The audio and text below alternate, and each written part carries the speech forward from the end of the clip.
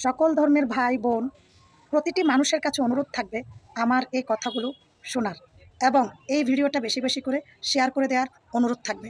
কোনো হিন্দু বৌদ্ধ খ্রিস্টান মুসলিম ভাই বোনেরা ভুল বুঝবেন না, প্রত্যেক কথাগুলো মন দিয়ে শুনবেন প্লিজ। ইসকন ইসকন দেশে নিষিদ্ধ ঘোষণা করা হয়েছে। আচ্ছা, ইসকন কোন জায়গায় হাত দিয়েছে? মুসলিমের কলিজায় হাত দিয়েছে। হ্যাঁ, ইসকন কি ছাড়া পাবে? এই বাংলাদেশে ইসকন নিষিদ্ধ। আমরা কোনো হিংসা চাই না। আমাদের প্রিয় নবী হযরত মুহাম্মদ সাল্লাল্লাহু আলাইহি সাল্লাম কিন্তু কোনো ধর্মকে হিংসা করে নাই। ইসলাম প্রচার করেছে কিন্তু কোনো ধর্মকে হিংসা করে নাই। তাই আমরা এই বাংলাদেশে 18 কোটি হিন্দু মুসলিম বৌদ্ধ খ্রিস্টান সবাই মিলে একত্রিত হয়ে বসবাস করতেছি। আর সেইখানে হিন্দু ভাইয়েরা হিন্দু বোনেরা কি শুরু করছো? আমরা যে একত্রিত হয়ে একটা দেশে বাস করতেছি, এটা কি ভালো ছিল না? কেন শুধু শুধু এই ভেজাল, এই বিশৃঙ্খলা সৃষ্টি করলা? কেন শুধু শুধু নিরহ মায়ের বুক খালি করলা? নিরহ সন্তানের বাবা হারা করলা? কেন একজন নিরহ স্ত্রীর স্বামী হারা করলা?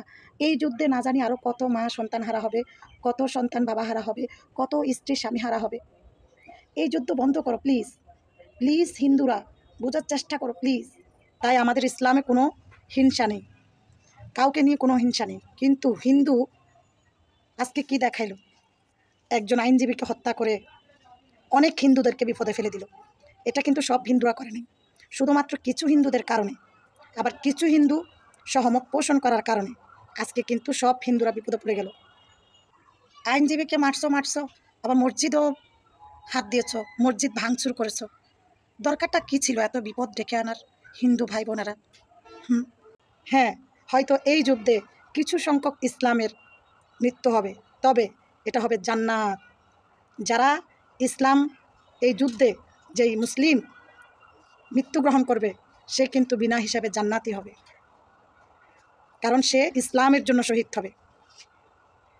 ইসলামের জন্য শহীদ হওয়া মানে নিশ্চিত জান্নাত লাভ করা।